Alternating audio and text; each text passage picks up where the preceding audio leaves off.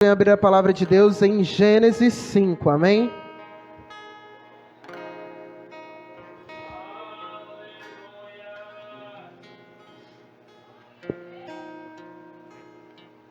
Gênesis 5, primeiro livro da Bíblia, amém? A palavra de Deus diz o seguinte em Gênesis 5. Este é o relato dos descendentes de Adão. Quando Deus criou os seres humanos, formou-os semelhantes a ele. Criou-os homem e mulher. Quando foram criados, Deus os abençoou e os chamou de humanidade. 3. Aos 130 anos, Adão teve um filho chamado Sete, que era semelhante a ele, à sua imagem. Depois do nascimento de Sete, Adão viveu mais 800 anos e teve outros filhos e filhas. Adão viveu 930 anos e morreu. 6. Aos 105 anos, Sete gerou Enos. Depois do nascimento de Enos, Sete viveu mais 807 anos e depois teve outros filhos e filhas. Sete viveu 912 anos e morreu. 9. Aos 90 anos, Enos gerou Cainã. Depois do nascimento de Cainã, Enos viveu mais 815 anos e teve outros filhos e filhas. Enos viveu 905 anos e morreu. 12. Aos 70 anos, Cainã gerou Maalalel. Depois do nascimento de Maalalel, Cainã viveu mais 840 anos e teve outros filhos e filhas. Cainã viveu 910 anos e morreu. 15. Aos 65 anos, Maalalel gerou Jared. Depois do nascimento de Jared, Maalalel viveu mais 830 anos e teve outros filhos e filhas. Maalalel viveu 895 anos e morreu. Aos 162 anos, Jared gerou Enoque. Depois do nascimento de Enoque, Jared viveu mais 800 anos e teve outros filhos e filhas. Jared viveu 962 anos e morreu. Aos 65 anos, Enoque gerou Matusalém. Depois do nascimento de Matusalém, Enoque viveu em comunhão com Deus por mais 300 anos e teve outros filhos e filhas. Enoque viveu 365 anos, andou em comunhão com Deus até que um dia desapareceu, porque Deus o levou para junto de si. Amém? Os irmãos podem se sentar e aplaudir o nome do Senhor Jesus. Amém?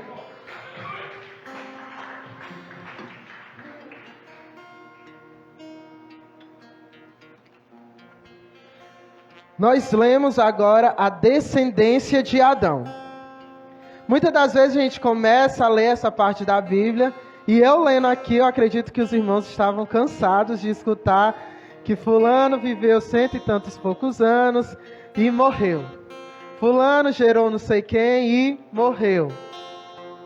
Muitas das vezes a gente começa a ler essas partes da Bíblia, que é as partes das descendências, e a gente começa... essa parte é besta, essa parte não nos traz nada, é só descendência, descendência e descendência. Mas algo há escondido nessa parte. E algo que muitas das vezes a gente deixa passar. Irmão, mas o que isso tem a ver com a campanha? O tema da campanha fica lá em Mateus. Mas há um segredo nesta passagem. Se você parar para analisar, eu li uma descendência. Eu li como todas as famílias tiveram filhos, tiveram filhas, e assim sucessivamente. Mas Enoque teve um segredo com Deus. E o que foi esse segredo com Deus? Se você voltar uns versículos atrás, você vai reparar que todos viveram tantos e poucos anos e morreram. Mas Enoque não. Enoque, ele foi tomado por Deus. E por que Enoque foi tomado por Deus? Porque ele andou com Deus em toda a sua vida. A Bíblia não me diz, mas automaticamente eu posso analisar que os outros não andaram com Deus em sua vida. Enoque teve uma intimidade a mais com Deus. Enoque, ele quis quebrar uma maldição que os outros não quebraram. Por que Enoque quis quebrar essa maldição? Porque ele quis andar com Deus.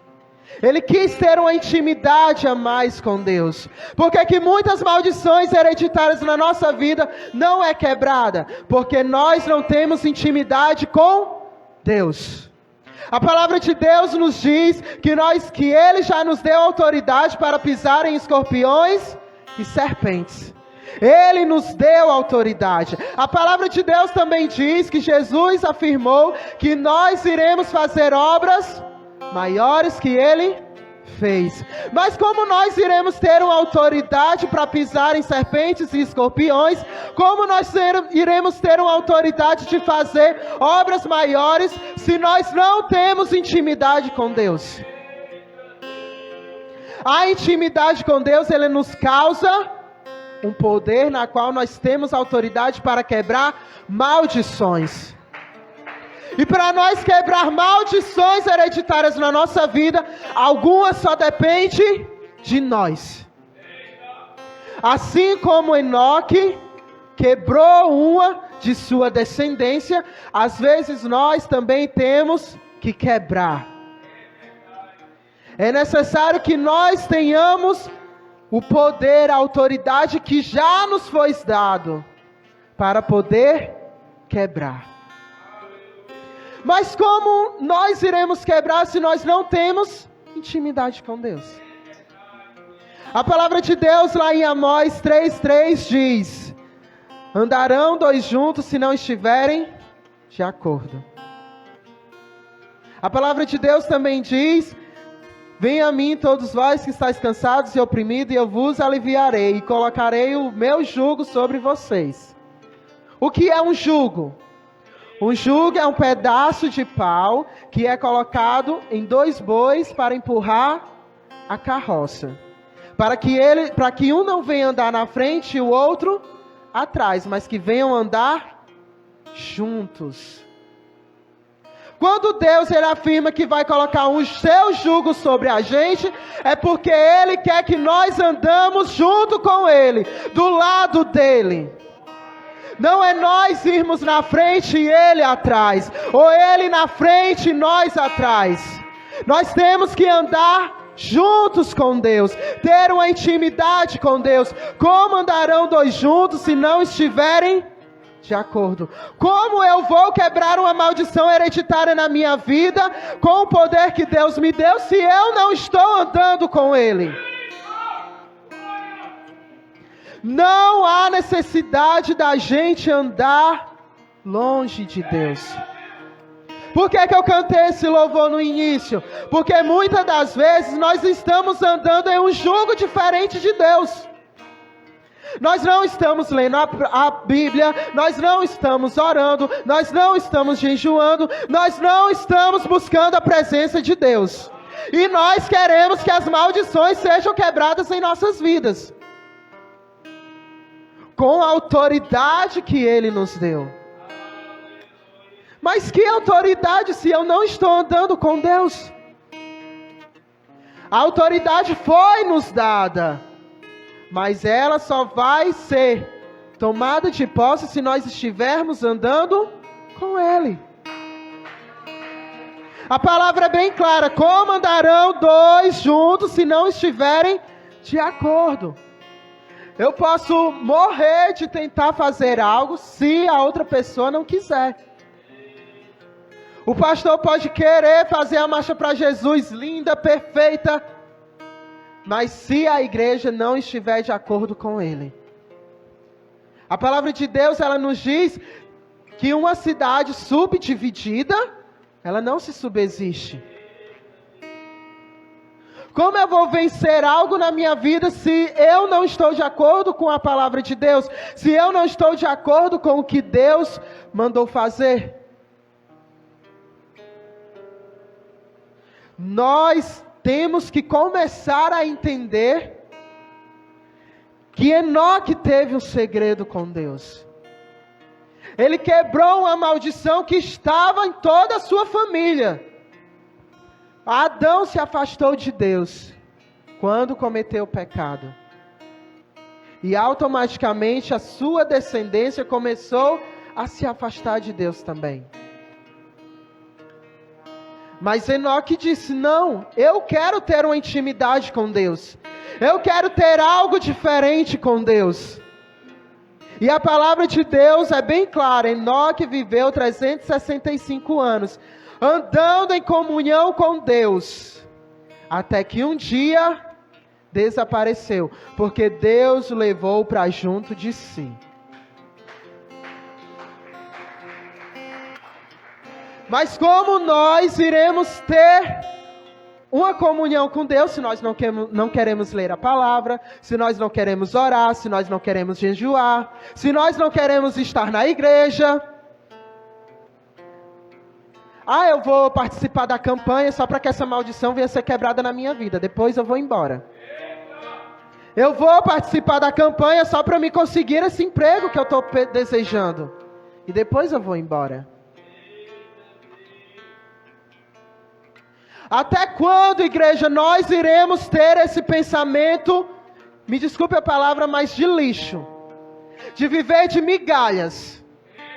Eu vou viver da migalha que Jesus vai me dar. Deus, Ele não veio para nos dar migalhas, Ele veio para nos dar vida e vida em abundância. Ele não veio para nos dar apenas os farelos. Mas nós, infelizmente, queremos viver de migalhas. Não queremos ver o sobrenatural de Deus agir em nossas vidas. Irmão, eu sei que na minha família tem uma maldição hereditária que todo casal...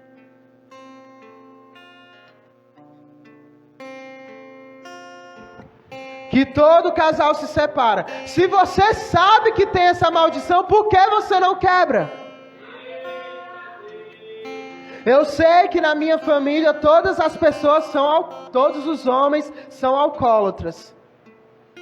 Por que você não quebra?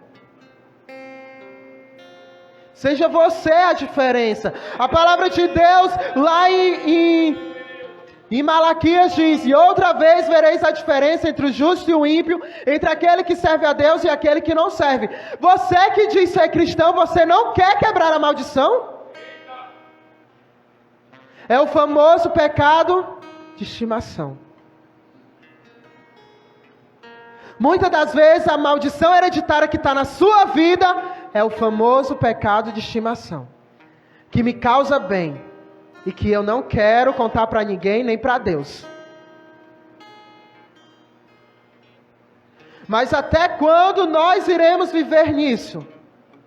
Até quando nós que dizemos ser cristãos, que conhecemos a palavra e que nos dizemos ser justos, iremos viver com uma maldição hereditária em nossas vidas? As maldições, elas podem ser quebradas em nome de Jesus. Mas algumas só dependem de nós. Eu estava pegando no campestre semana passada e eu levei uma palavra que fica lá em 1 Coríntios, se os irmãos puderem ir.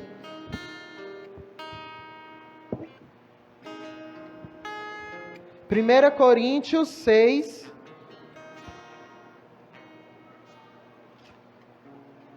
1 Coríntios 6, 9.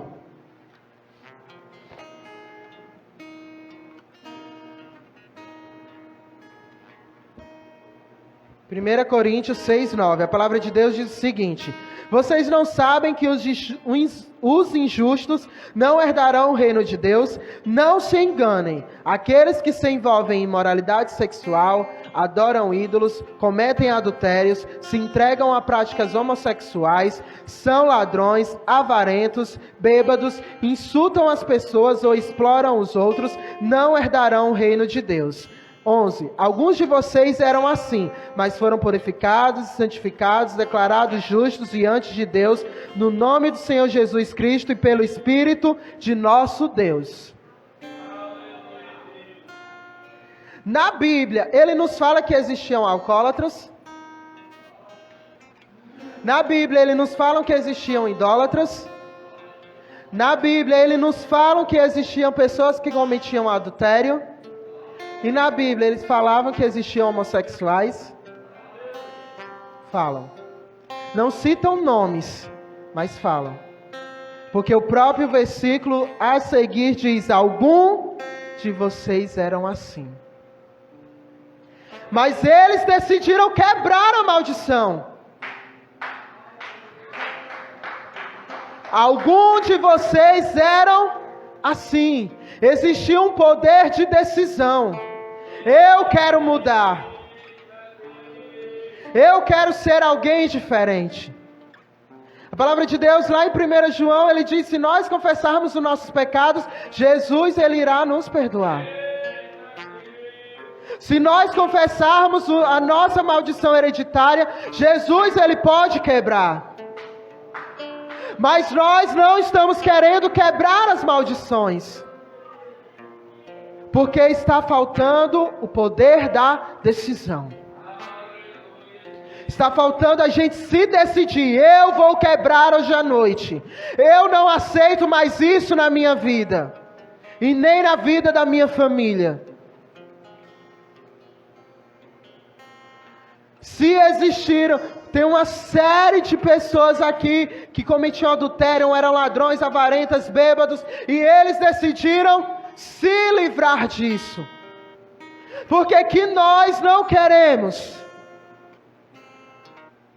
É necessário que nós venhamos, assim como Enoque fez, viver em comunhão com Deus, andar em comunhão com Deus, pegar o jugo que Deus ele já nos deu e andar ao lado de Deus.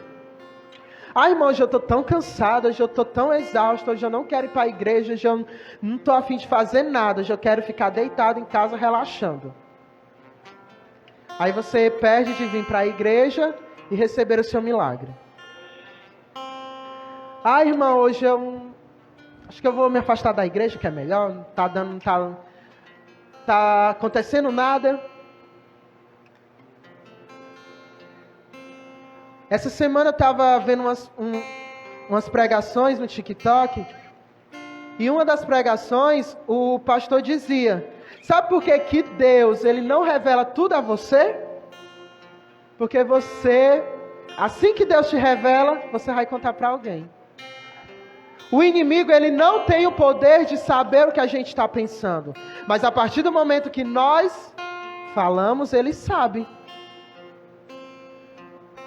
E ele vai fazer de tudo para atrapalhar.